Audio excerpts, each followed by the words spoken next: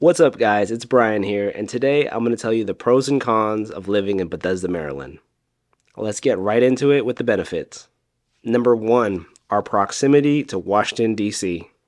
From Bethesda, you're closest to Northwest D.C., where you'll find Massachusetts Avenue, Embassy Row, DuPont Circle, Logan Circle, most of the main tourist attractions, which is the monuments and the museums. So if you're driving, I would estimate about 15 minutes to get to Northwest DC. If you're taking the metro, I would plan 30 minutes just because the red line is up and down. And Uber and buses are pretty similar. Benefit number two is the top ranked schools in Bethesda, Maryland. Just to name a few of the notable schools that are public and private are BCC High School, Bethesda Chevy Chase High School, Walter Johnson High School, and the Landon School. Benefit number three is that there are walkable neighborhoods.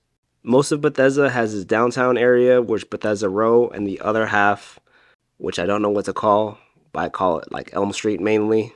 It's really easy to get around from neighborhood to neighborhood. Benefit number four, outdoor activities. Now, I'm not going to lie to you, I'm going to read them off my list because I'm not going to remember all of these. You have Cabin John Regional Park.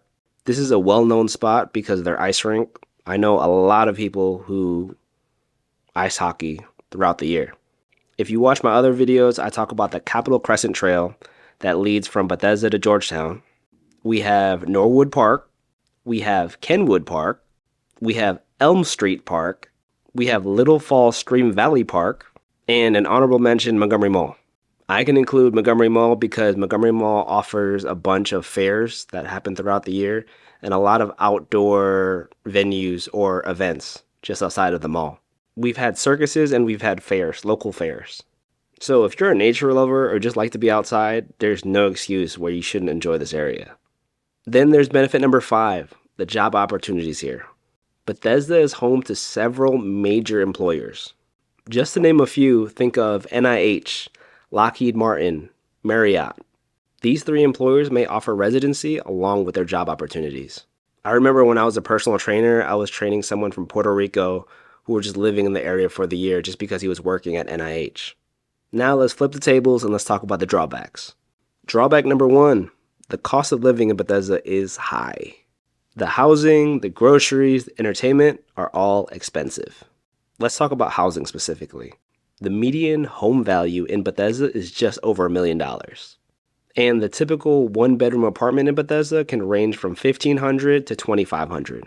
If we're talking about transportation, Bethesda is right in the middle of 495 and 270. So it's pretty easy for you to get around throughout the highway, but parking can get expensive, or even public transportation like metro or buses can get costly as well. Now let's get into food and groceries. Most grocery stores dictate their pricing based on the people around them. So it's easy to say that food and groceries are expensive in the area. Let's go to drawback number two, and that's going to be traffic congestion. If you're driving anywhere between 7 a.m. to 9 a.m., prepare for traffic, as well as from 3:30 p.m. to about 6:30 p.m., which kind of leads to drawback number three, and it's just lack of parking.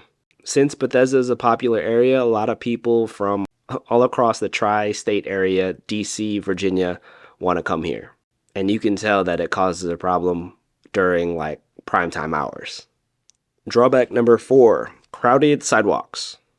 Now, this may be a problem for some, but I don't find this a problem because I personally like to think that when people use sidewalks, that means they're using the facilities that taxpayers pay for. But if you don't like crowded areas, this might not be the spot for you. I think I'm pretty considerate at the fact that when I go running, I run on off-peak time frames. But let's go into drawback number five, and that's a limited nightlife. Most restaurants, lounges close around 9-10 p.m. here. Sporadically, Thursday, Friday, Saturday night, you may close at 11. La Katrina in downtown Bethesda has their kitchen open till 2 a.m. Thursday, Friday, Saturday. So if you're craving some late night tacos, that's the spot to hit up. And if you're a hookah fan, Avenue Hookah Lounge is open till about 2 a.m. most nights. I have to add all my late night munchies. Manny and Olga's open till 1 a.m. most nights, and Friday and Saturday open till 3 a.m. So that's for your steak and cheese and your slices of pizza. Well, I think that pretty much sums it up for the pros and cons of Bethesda, Maryland. And if you're thinking about moving into the area, I'd be honored to help you. So check the links in the description and schedule a time to talk to me. Thank you for watching, and I'll see you in the next one. Peace.